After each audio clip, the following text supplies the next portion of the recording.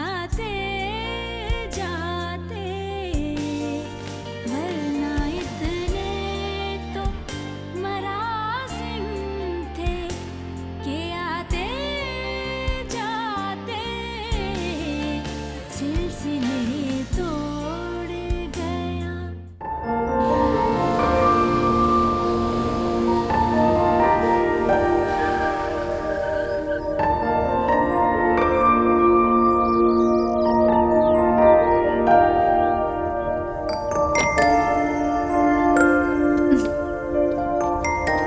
مرسدس رو کی خریدی؟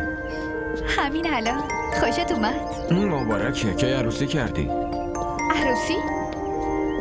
آره خواب. آدمی که پول داره باید باش عروسی کرد. شاید هم دیشب یه پیر پولدار پیدا کردی و باش ازدواج کردی. آره آها. پیر چرا؟ نمیتونه جوون باشه؟ آخه کدوم جوون پولداریه که حاضر میشه یه دختر فقیر رو بگیره؟ معمولا پیرا اینطوری ان دیگه. یه خورده مغزشون مشکل داره. بله. باشه ببین دوچار سوء تفاهم نشی، ولی یه دختری مثل تو یه پسری باحالی مثل من میخواد. خوشتیپ، سخت‌کوش، تازه از همه مهمتر خوش‌پوشم. بله دقیقاً. نه راستی هیچ وقت به فکر یه پسر پولدار نباش، وگرنه باید خون گریه کنی. آدمای پولدار وقتی با دخترای فقیر ازدواج میکنن خیلی اذیتشون میکنن. زید یه جوری جدی شدی انگار دارم با یه پسر پولدار عروسی میکنم. وقتی دیدم اینطوری با دک و پوز با یه مرسدس گنده اومدی فکر کردم حتما یه خبراییه. با دک و پوز؟ من پوز نمیدم، ولی جدی امروز خسته نشدم. شاید برای این شادم. بعدش هم ماشینای آنچنانی برام مهم نیستن. اون ماشینی رو دوست دارم که تو برای من بخری. باشه بگو ببینم امروز کجا بودی؟ خونه گیتی خانم رفته بودم، باید لباساشو میدادم. بعد هی اصرار کرد منو برسونه دانشگاه. دیگه این موضوع رو ول کن. مگه کلاس نمیای؟ زود باش. آره بهتره بریم.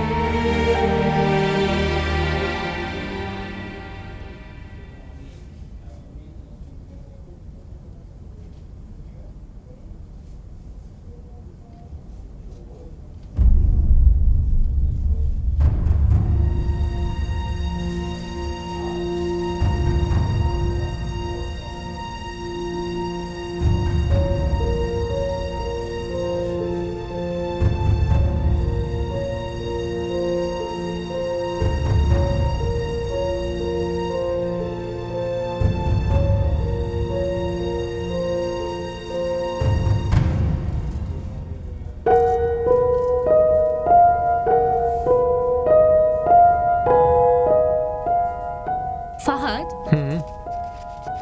این کتابو خوندی؟ کدوم؟ ببینم. تو خوندیش؟ چطوره؟ خیلی خوبه. موضوعش چیه؟ تو این کتاب گفته که ذلت واقعا خیلی چیز پستیه. چطوری احساساتو نابود میکنه؟ چطوری میتونه یه عشقو تبدیل به نفرت کنه؟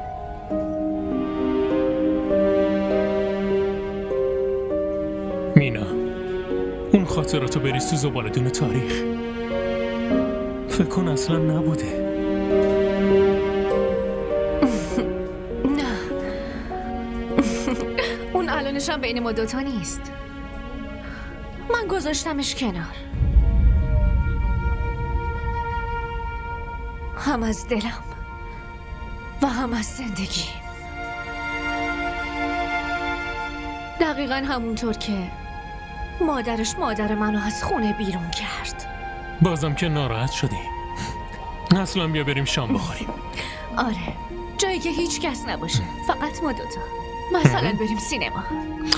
پس میریم سینما، شام میخوریم، بعدش میرسونمت. چطوره؟ باشه. پس بزن بریم. بریم.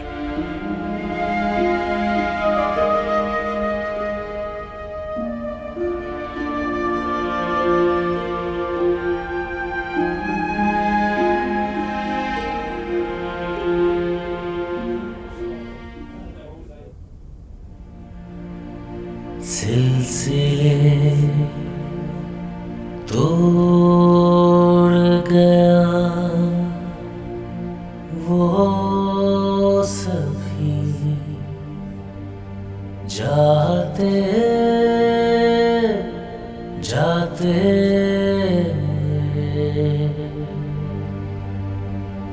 कितना आसान था तेरे हिजर में मरना जाना फिर भी एक उम्र लगी जान से जाते जाते सिलसिले तोड़ गया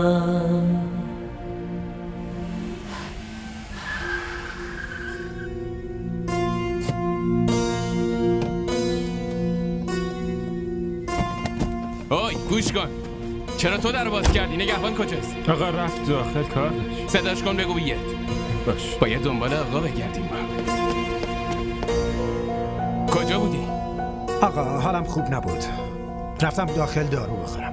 چرا یه دفعه نمیمیری؟ هر روز حالت بده تو؟ اینجا کارت چیه ها؟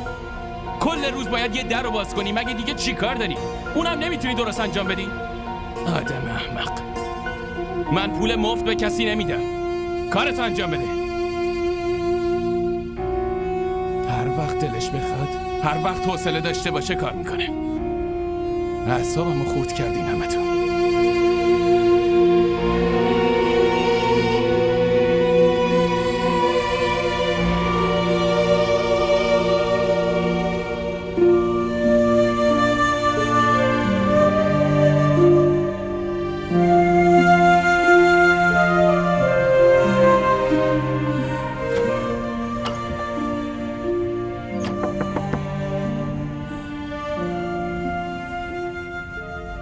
بله منم.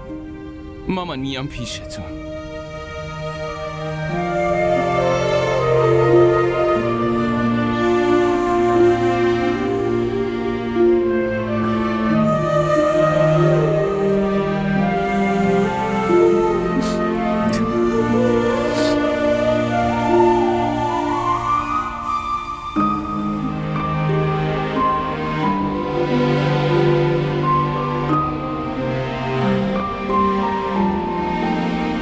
سری از عذابا به شکل انسان نازل میشن. عین یه عقده سرطانی میان تو سرنوشتمون. احمد هم یه همچین عذابیه واسه ما. باهاش رفت آمد نداریم، ولی امروز هم خونمون به خاطر اون آرامش نداره. منم برای همینه که از دستش آروم و قرار ندارم. دوباره چی شد ماما؟ 2 بچه هم دیگه نشاطی ندارن. دلشون نابود شده. باز تو یه حرفی میزنی. داوودو که خیلی وقت ندیدم یه لبخند بزنه. مامان شما متوجه نیستی. بابا یه دختر رو بیارین تو زندگی داوود. رفتم باهاش حرف بزنم، دیدم در اتاقشو بسته بود و یه جوری گفت نرم تو. باشه حالا بگید چی میخواید؟ میخوام بچه‌مو خوشحال ببینم. مامان شما به ناراحتی منم همینقدر اهمیت میدین؟ اینطوری نیست. ببین، دل تو رو پسر شهربانو شکنده، دل داوود و من. برای تو ناراحت هستم، ولی نسبت به داوود عذاب وجدان دارم. مامان مگه شما چی کار کردین؟ داوود پسر شماست. شما حق داری هر کسی رو که دلت میخواد عروس خودت کنی. آدمایی که قبلا انقدر بهشون محبت کردین الان با شما چی کار کردن؟ خودتون فکر کن. داوود داشت با همدستی اونا شما رو فریب میداد. چه روزایی رو باید میدیدید اگه مینا عروستون میشد؟ من و شما یه حامی بیشتر نداریم. اون میرفت پی خودش. یه چیزی رو بگی. میتونستین شکستتون رو تحمل کنی؟ نه دیگه.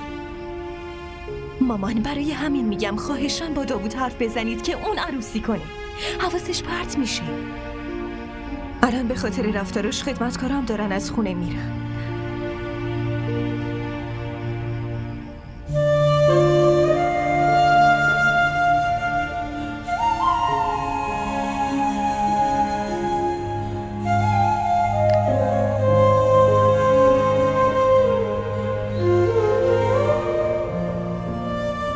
چرا اینجا توی تاریکی نشستی؟ برای من تاریکی و روشن هیچ فرقی نمیکنه مامان. من که بهت گفته بودم روشنایی رو برای خودت انتخاب کن. تو خودت ما رو انتخاب کردی. هزینه زیادی رو برای اون عشق ازم گرفتین. عشق به شما و دیبا حق طبیعی من بود، ولی مجبورم کردین هزینه‌ش رو بدم. این دوراهی که منو توش گذاشتین باعث شده نه اون طرفی خوشحال باشم نه این طرفی. با دست خودتون زندگیمو سیاه کردین. تو هم با به هم زدن نامزدی تلافی کردی. تو کل فامیل آبروم رفته. بعد مینا کنار نامزدش خوشه. فقط تو نبودی عاشق بودی، اونم بود.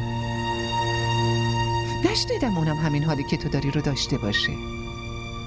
یعنی برادرش دل دخترمو شکستش و خودش باعث شده پسرم ناراحت باشه.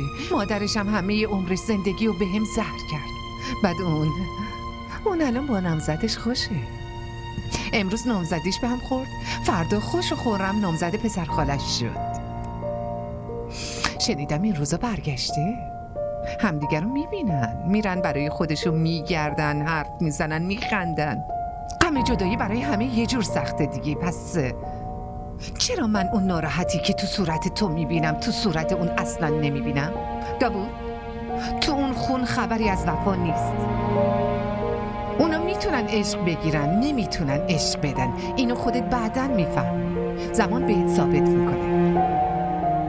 الان شرایط سخته، کنارت میمون، منتظرت میمون.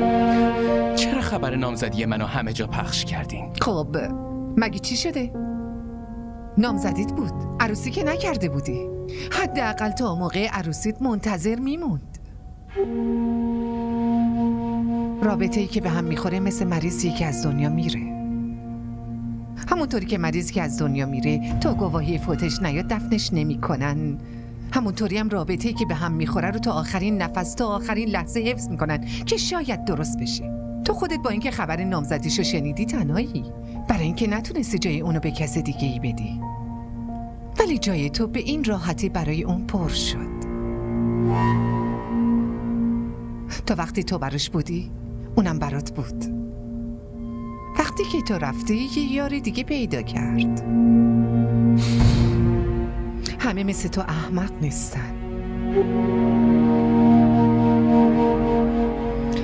تو هم برای خودت یکیو پیدا کن. مرهم زخم جدایی از یه زن تو دست یه زن دیگه است. آخه تا کی میخوای بشینی و قصه بخوری و پیرشی؟ تو از من بدت میاد، از خواهرت متنفری دیگه. آره؟ خب با یه دختر ازدواج کن، بیار پیش خودت، کنارش بشین، باش حرف بزن، زندگی تو بساز، بچه به دنیا بیار و بزرگش کن. اون مینا هم همین کارو میکنه. بعد تو همین جوری مجرد میمونی و تنهایی تو میزنی تو سر من. نه مامان، من دلم شکسته. نمیتونم یه دختر دیگر رو قبول کنم. تو فقط زندگی تو بساز، دلت خود به خود آروم میشه. من نمیتونم کسی رو خوشبخت کنم. نمیتونم زندگیمو بسازم. من یه عروس برای پسرم میگیرم که خوشحالی پسرم خوشحالی اون باشه.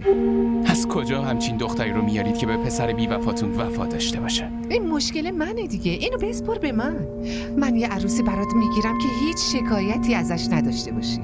آها، از کجا؟ یه دختره هست که هیچ کسا نداره، مادر و پدرش مردن، خواهر داره، خونه خواهرش زندگی میکنه، ولی شوهر خواهرش خوشش نمیاد، میخواد از سر خودش بازش کنه. ببین این خیلی ثواب داره، تو به نیت ثواب باش ازدواج کن. اون یه دختر یتیمه، تو براش حامی میشی. من چطور حامی یکی دیگه بشم؟ زندگی خود من مثل یه آدمیه که افتاده تو بستر و منتظر مرگه. خدا نکنه، این چه حرفی میزنی داوود؟ زبانتو گاز بگیر، من با دیدن تو جون میگیرم. خدا از عمر من بگیره به عمر تو بده. ببین من مسبب این غمتم. بذار خودمم درستش کنم.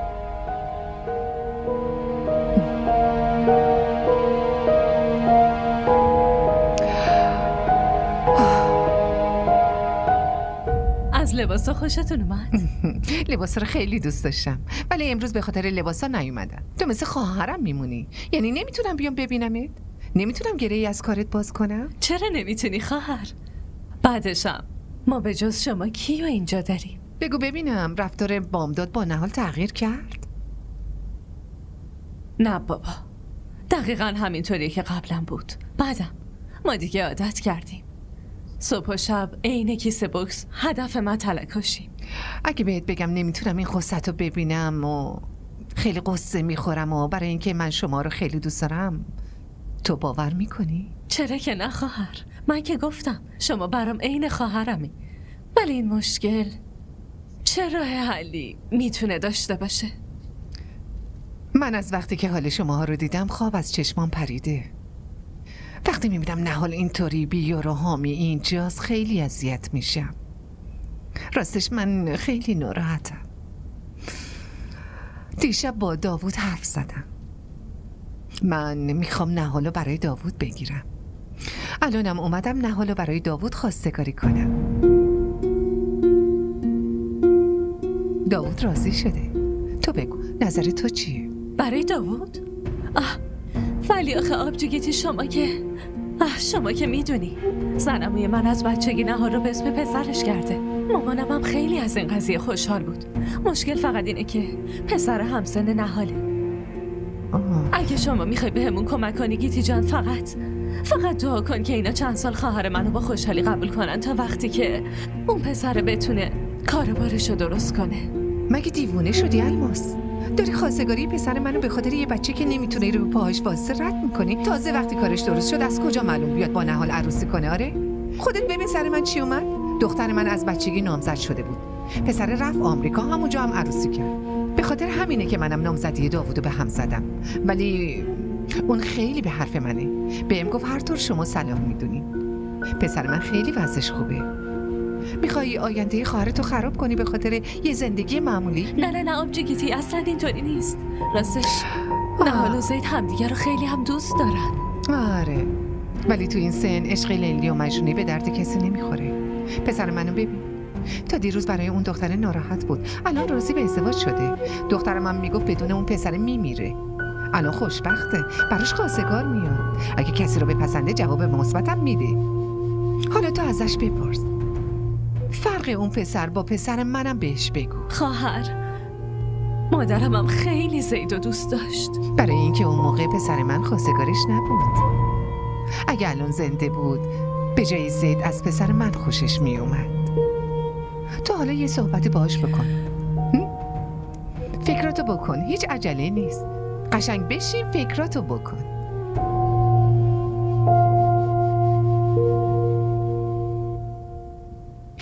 نهال زود اتو کن، بعد باید نون بپزی. چشم.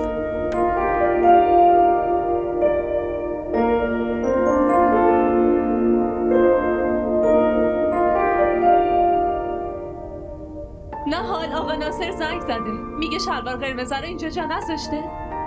نمیدونم آبجی، من ندیدم. برو ببین. چشم میبینم.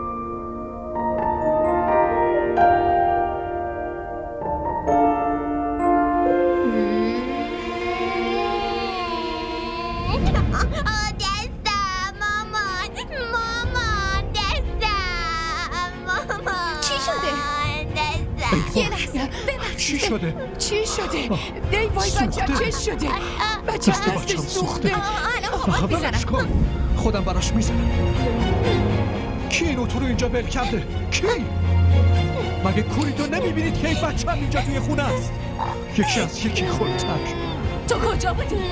دیگه این حواس پرتی تو بیش از اندازه داره اذیتمون میکنه. اصلا دیگه شورشو در آوردی. بیا ببین پسر، همشون دیوونن.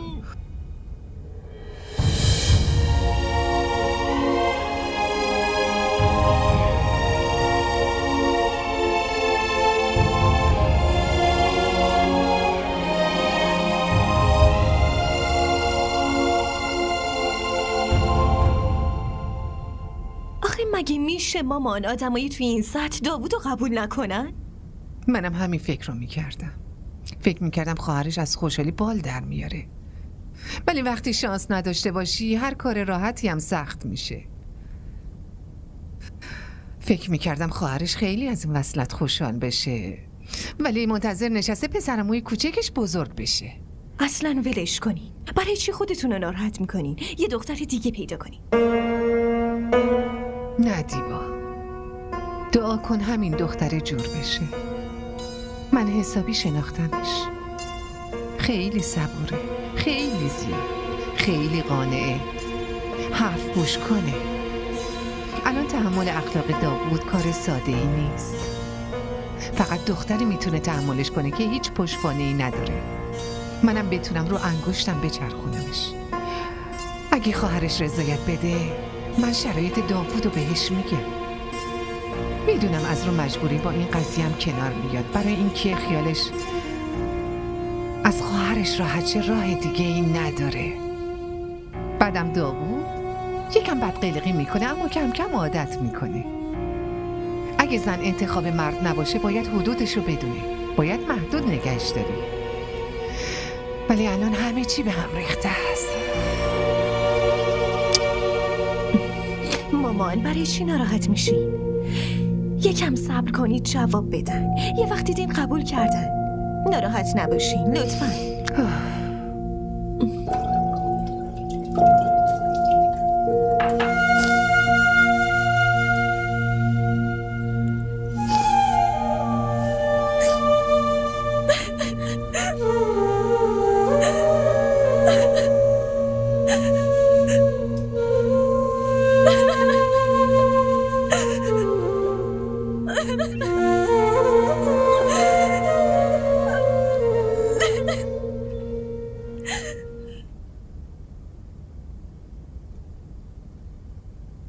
چی شده آبجی؟ هنوز نخوابیدی؟ راستش میخواستم یه چیزی بهت بگم. بگو.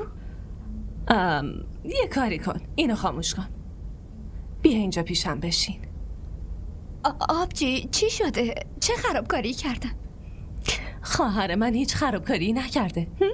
بیا اینجا بشین.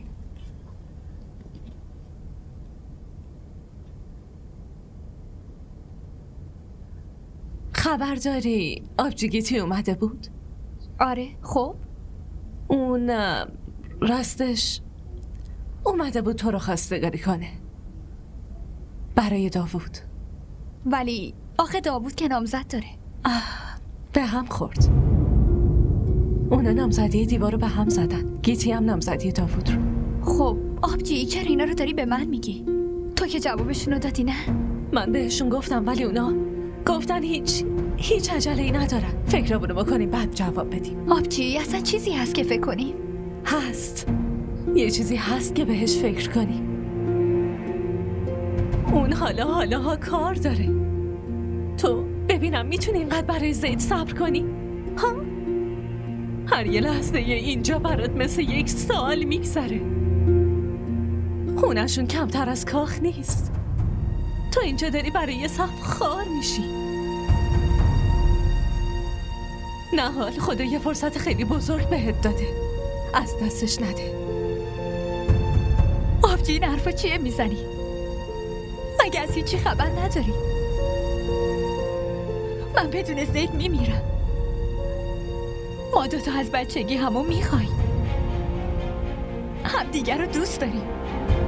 ما دوتا منتظر روزای خوبی. نه حال واقعا تو نمیفهمی. اون خیلی وقت میبره. اون هنوز بچه است. من این همه وقت کجا نگهت دارم ها؟ جایگاه اون پیش داوود مثل جایگاه برده پیش یه پادشاه میمونه.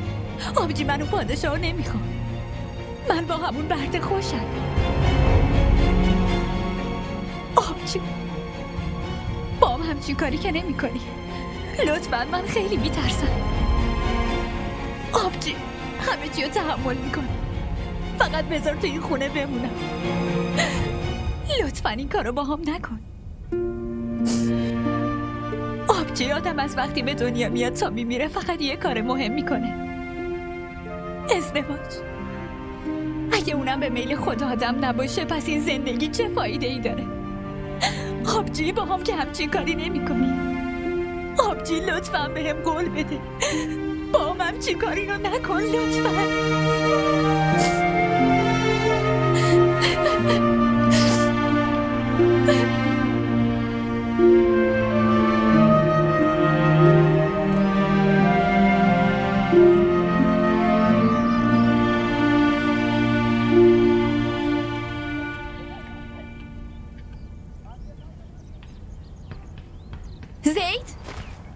گوشید کجاست؟ از کی دارم زنگ میزنم.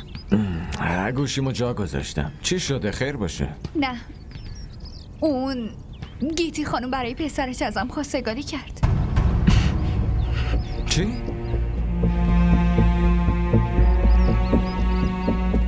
مطمئنی که آبجی الماس جواب رد بهش داده؟ جواب رد که داده، ولی عجیب اینه که چرا ازم خواستگاری کرده. اصلا چطوری میتونه با تو ازدواج کنه؟ با کدوم عقلش مامانشو فرستاده تا تو رو خواستگاری کنه؟ از یه طرفم داداش بامداد از دستم کلافه شده. زید من خیلی میترسم اگه از این قضیه بو ببره حتما مجبورم میکنه قبول کنم تا از دستم خلاص شه. تو چرا با زنمو حرف نمیزنی که ما دوتا رو عقد کنه؟ منو ببر خونه خودتون. تو رو خدا من خونه شما بزرگ شدم، بذار همونجا بمونم لطفا.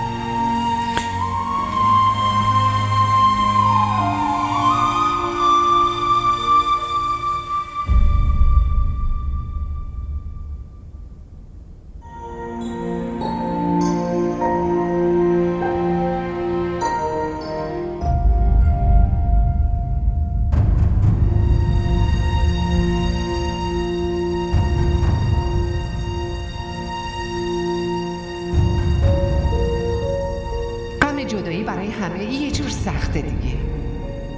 پس چرا اون ناراحتی که تو صورت تو میبینم تو صورت اون نمیبینم؟ داوود، تو خونه اونها خبری از وفا نیست. اونا میتونن عشق بگیرن، نمیتونن عشق بدن. زمان بهت ثابت میکنه.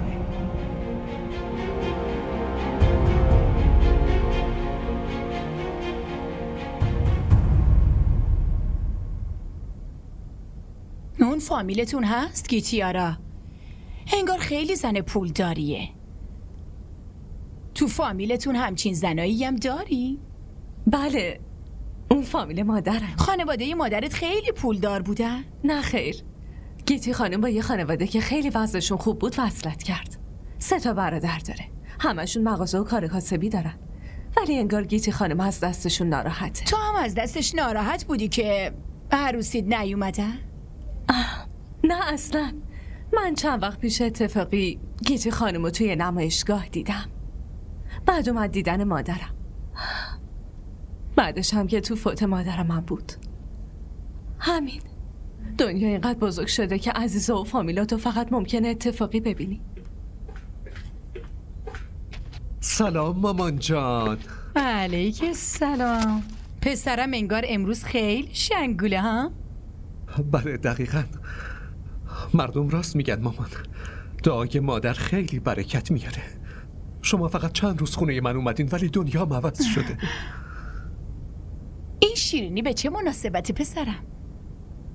من ترفیع گرفتم. جدی؟ بله جدی. بعدم حدس بزن که حقوقم چقدر شده. 15 20,000 تا. الان حقوقم شده 150,000 تا. شرکت منو مدیر کرده و داره میفرسته دبی. ویزا و اقامت ما 3 تا رو هم میده. باید ماه دیگه بریم. ماشاءالله ماشاءالله. خدایا خدا دوای بچه‌مو داشته باش. خیلی خیلی مبارکت باشه پسرم. خدا پیشرفت‌های بزرگتر نصیبت کنه.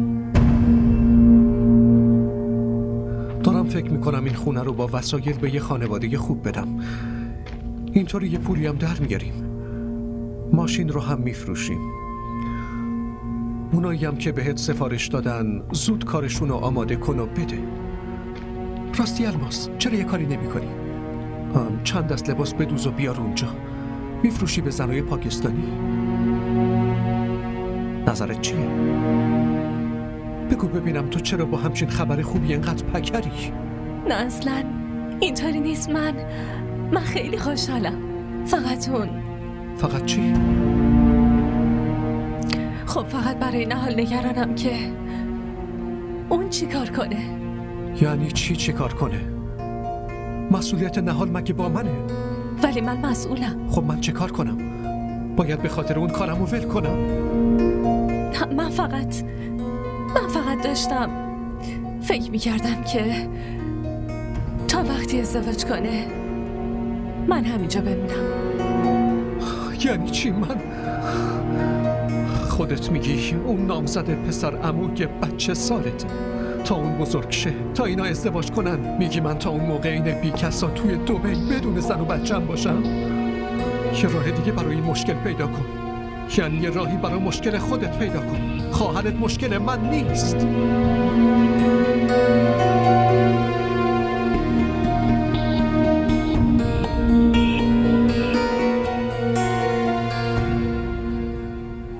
شریف مگه صدامو نمیشنوی؟ انگار همشون مردن نکبتا. کدوم گوری بودی شریف؟ نگهبانه هم که نیست باز. کجا رفتی نمتون؟ آخه اون رفت. کجا رفته؟ کی بهش مرخصی داده؟ تو برو. دارم میگم اینا همشون کجا؟ مرخصی نگرفته، کارشو ول کرد و رفت. چرا؟ نصف خدمتکارای خونه به خاطر عصبانیت تو کارشونو ول کردن و رفتن. به خاطر عصبانیت من؟ آها، کارم اینه که سرگرمشون کنم، سعی کنم خوشحالشون کنم. نمیخواد خوشحالشون کنی، خودت خوشحال باش، همون کافیه. ببخشید چطوری اون وقت؟ ازدواج کن. تو رو خدا 100 بار بهتون گفتم عروسی نمی کنم. برای چی انقدر گیر میدی؟ منو بذار به حال خودم. لطفاً. اون دختر خوبیه، یتیمه، پشتوانه میخواد، پشتوانش باش. مگه من اینجا یتیم خونه رو انداختم؟ برای چی حامیش بشم؟ کسی که میخواستم باهاش عروسی کنم اون داره عروسی میکنه و بشکم میزنه، داره آماده میشه، بعد تو جلوی چشم من داری خودتو میکشی، زندگیو به همه حروم کردی. من زندگیتون رو حرومتون کردم؟ من؟ این همه کار براتون کردم، شما زندگیمو به باد دادین، بازم راضی نیستین؟ دیگه من به باد دادم. آره؟ چطوری یه مادر میتونه زندگی پسرشو به باد بده؟ خوبم میتونه. کسی که بچه‌شو بذاره تو همچین دوراهی میتونه نابودش کنه. وقتی هزینه بودن با پسرشو بخواد، اون موقع میتونه نابود کنه. اگه شما اون روز عذرخواهی عمه رو قبول میکردی، از سعی دلم نه، فقط به زبون میگفتی امروز من و مینا عروسی کرده بودیم، داشتیم کنار هم خوشبخت زندگیمونو میکردیم. من شما و دخترت رو انتخاب کردم ولی بهم اعتماد نکردی. واقعا همینجوری خوشبختی منو میخواستی؟ مادر برای بچهش هزاران فداکاری میکنه ولی هیچ وقت گله‌ای نداره. فقط یک بار یه چیزی از پسرم خواستم، بعد 1000 تا حرف شنیدم. منو ببخش داوود، من خیلی اشتباه کردم. بیا. کجا؟ با من بیا. دارید منو کجا میبرین؟ خونه شهربانو. من هیچ جا نمیام. دارم میگم بیا. آخه چرا؟ میخوام از شهربانو عذرخواهی کنم. میخوام به اون مادر و دختر التماس کنم تا قبول کنن تو دامادشون بشی. من فکر میکردم پسرم بزرگ شده، دیگه نمیخواد جلوی هیچکس خار و خفیف بشم، ولی اشتباه میکردم. هم دیروز تنها بودم، هم امروز تنها. با من بیا بریم. بی خیال اونجا رفتن که فایده ای نداره، اون نامزد کرده. یه بار میریم میبینیم. خدا اشتباه منو ببخشه، همون تنها اشتباهی که فقط به خاطر تنها پسرم انجام دادم، اشتباه زبون باز کردن. بیا با هم بریم. شما چی میخوای؟ میخوای منو خودت اونجا مسخره کنی؟ من هیچ جا نمیام. با من میای یا خودم تنها برم؟ ولی من نمیخوام پسرم به خاطر کوچک شدن من اذیت بشه. وقتی که گفتم نمیام یعنی نمیام دیگه. ولی من تنهایی میرم. شما هیچ جا نمیری. وایسا، شما چی میخوای؟ میخوای چی کار کنی؟ نامزدیشو به هم بزنی و برای بار سوم نامزد من بکنی؟ پس چی کار کنم؟ همه عمرم متلکای تو رو گوش کنم، به امتحانه بزنی، همه جا بگی که من نذاشم عروسی کنی؟ اون خوش و خورم زندگی کنه و پسر من بشینه قصه بخوره؟ خب یه بار میرم به اون مادر و دختر التماس میکنم دیگه. تو هم برو به پاشون بیو عین بابات تا خیالت راحت بشه. مامان چی شد؟ ولم کن. خب بگین چی میخواین؟ بگین دیگه. بگید چی میخواین؟ بگید دیگه. داوود داوود منو ببخش. من اشتباه کردم. منو ببخش. به من رحم کن. من نمیتونم این حالتو ببینم. به من رحم کن. سوت و کوری خونه رو ببین. ازدواج کن داوود، تو رو خدا ازدواج کن. ازدواج کن به خاطر من.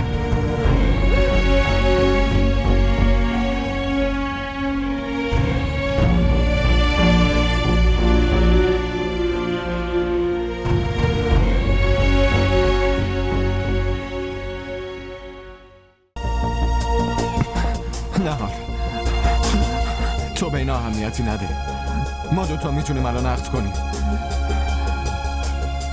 بگو نظر چیه؟ نهال به اینا اهمیتی نده. لطفاً بهم بگو. هی در اینجا بگی ما دختره رو از راه به در می‌کنیم. نهال با تو هم به من جواب بده. آیا حاضری عقد کنی؟ نهال لطفاً. بار حرف حساب به خرج نمیده پسر. یکم برو بیرون. نهال دارم از حرف میزنم.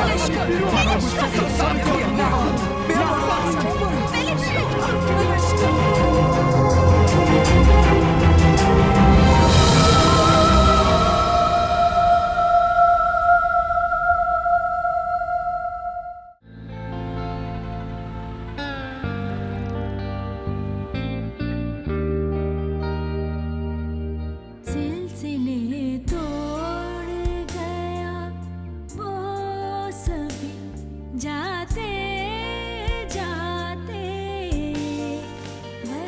DDTV ارائه کننده بزرگترین سریال های درامای ترکی، کره‌ای، پاکستانی دوبله شده به فارسی می باشد. لطفاً سابسکرایب کنید و عضوی از خانواده ما شوید.